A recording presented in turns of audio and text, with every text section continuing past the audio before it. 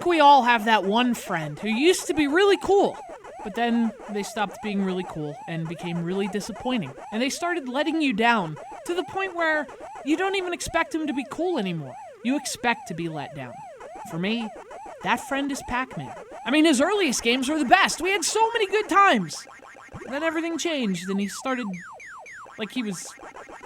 his pellet problem got out of control. Point is, when it came to Pac-Man, I started to expect disappointment. And that's what I expected from this Pac-Man too. Partially due to previous Pac-Mans, partially due to his behavior, partially due to this. I mean, look at this. Looks like something I'd get arrested for at the airport. But then I popped it in, and all of a sudden, it was like going back in time. You know, back when Pac-Man games were some of the best games. Back when Pac-Man 2 didn't exist. Back when Pac-Man didn't smell like a disgusting alleyway. Back when he would never let me down. I expected to be disappointed with Pac-Man Collection. But what I got was a reminder of why we were friends in the first place.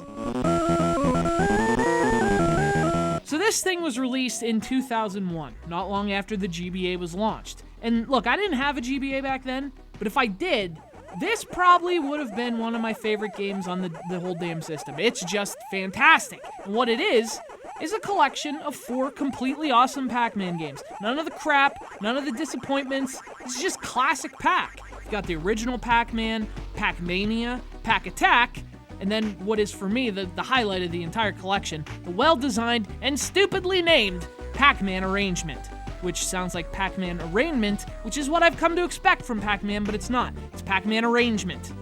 There's a big difference. Now, of course, you have to start with the original, and this is actually an excellent version of the original Pac-Man. You can either play full screen, with the entire board visible, or you can go with the scrolling screen. Now, the benefit there is that the game looks a lot better, because when it's shrunken down, there's definitely a loss in terms of visual detail to fit everything on that tiny screen. But they both work, so it's really just a matter of preference. Personally, I like to have the whole screen, mostly because I'm lousy at Pac-Man, and I want to know when I'm about to die. But either way, it doesn't matter. This is one of the best games ever, and this is a fine version of it. I mean, playing it with the GameCube controller is kind of a pain in the ass. I wouldn't recommend that. But to have this on the go in such a solid conversion, that would have been pretty sweet in 2001. So, this is already awesome by itself. And that's before you even get to Pac-Mania.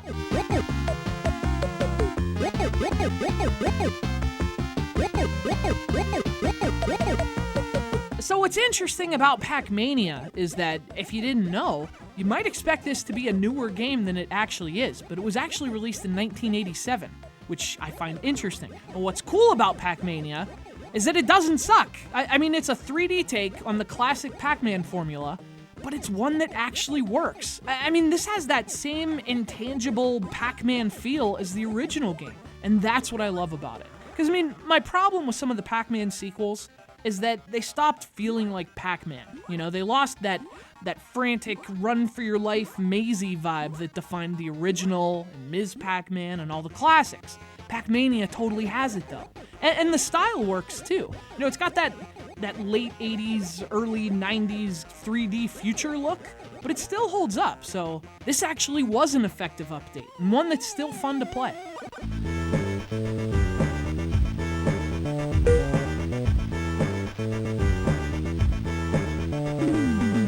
Next up's Pac-Attack. It's the only spin-off type game in the collection. You know, it's the only one without mazes and ghosts and that classic Pac-Man gameplay.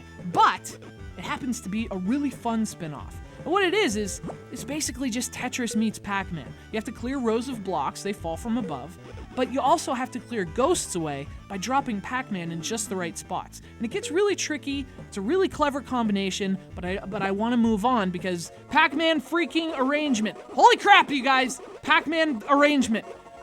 Look, there's no eloquent way to say this. This game is the shit. And I think it's also the biggest reason that I enjoyed this collection so much, because I'd never played this before. This one was completely new to me. Apparently it was released to arcades in 1996. I don't know, I was busy complaining about the Load album in 1996. What I should have been doing is playing this damn thing. I mean, it's basically just classic Pac-Man, but it's updated in exactly the way a game like Pac-Man should be updated. It's like if there were a checklist of cool shit that would not only make Pac-Man better, but still make it Pac-Man, It would just be the stuff in Pac-Man Arrangement. Power-ups that give you special abilities. Ghosts that can also combine and have special abilities, like they add dots back to the board. I mean, that's brilliant! This is already one of my favorite Pac-Man games, and by itself, Arrangement makes this whole collection worthwhile. It's really well designed, it's smart, it's faithful to the core gameplay. I mean, it's exactly how you should do arcade sequels.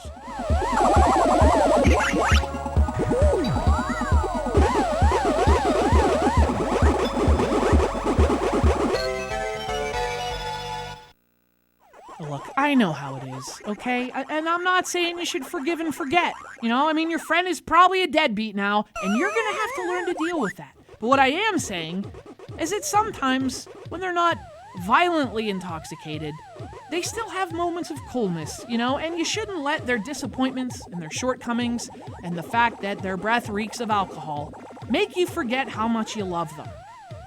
Unless they throw up on you. At least he went to the toilet. Thanks, Pac! It's Pac-Man Collection for the Game Boy Advance. Huge thanks to another good friend of ours, Chris, from Jersey City, New Jersey, for sending this gem to the show.